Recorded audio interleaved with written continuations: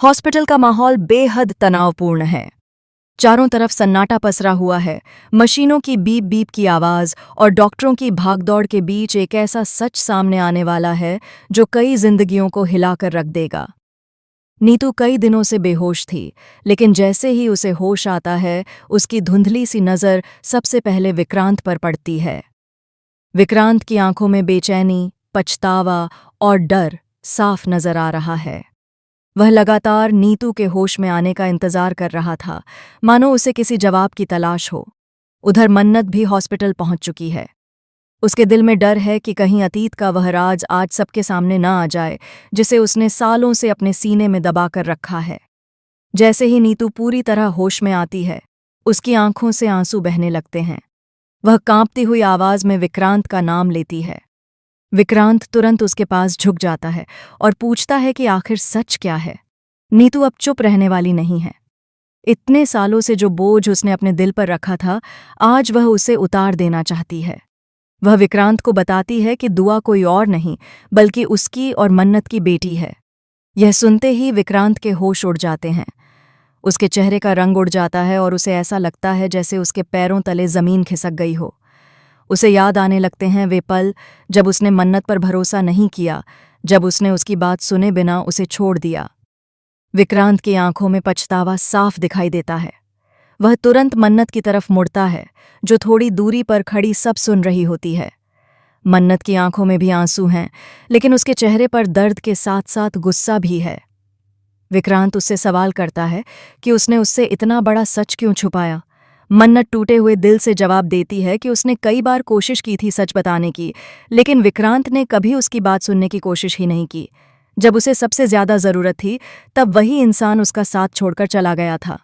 वह कहती है कि एक औरत के लिए अपनी संतान को अकेले पालना कितना मुश्किल होता है, यह शायद विक्रांत कभी समझ ही नहीं पाया। उसने हर ताना सहा, हर मुश्किल झेली, लेकिन अपनी बेटी को कभी किसी कमी का एहसास नहीं होने दिया। विक्रांत दुआ को अपने पास लेने की जिद करने लगता है।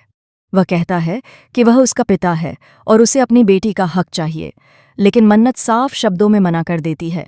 वह कहती है कि अब दुआ की जिंदगी में धैर्य उसके पिता की जगह ले चुका है।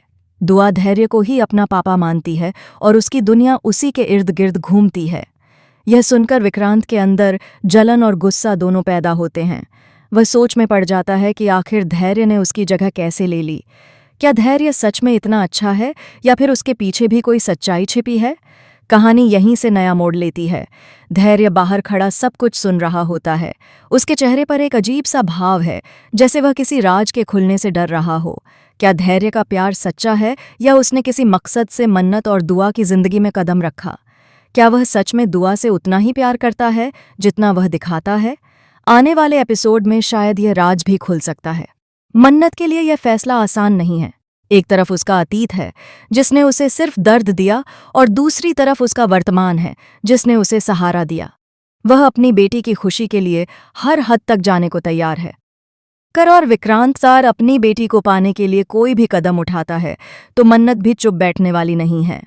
हॉस्पिटल का वह कमरा अब एक जंग का मैदान बन चुका है, जहां रिश्तों की परीक्षा हो रही है।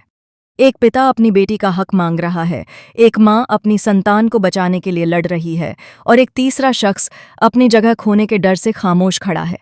आने वाले समय में यह देखना बेहद दिलचस्प होगा कि क्या विक्रांत अपनी गलती सुधार पाएगा, क्या मन्नत उसे माफ कर पाएगी, क्या दुआ सच्चाई जान पाएगी कि उसका असली पिता कौन है, और सबसे बड़ा सवाल, क्या धैर्य का असली चेहरा भी सामने आएगा?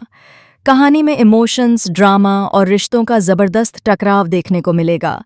हर किरदार एक ऐसे मोड़ पर खड़ा है जहां लिया गया एक फैसला सबकी जिंदगी बदल सकता है। यह सच सामने आने के बाद कोई भी रिश्ता पहले जैसा नहीं रहेगा। अब देखना यह है कि मन्नत किसे चुनती है, अतीत को या वर्तमान को, और विक्रांत अपनी खोई हुई दुनिया वापस पाने के लिए कितना आगे जाता है।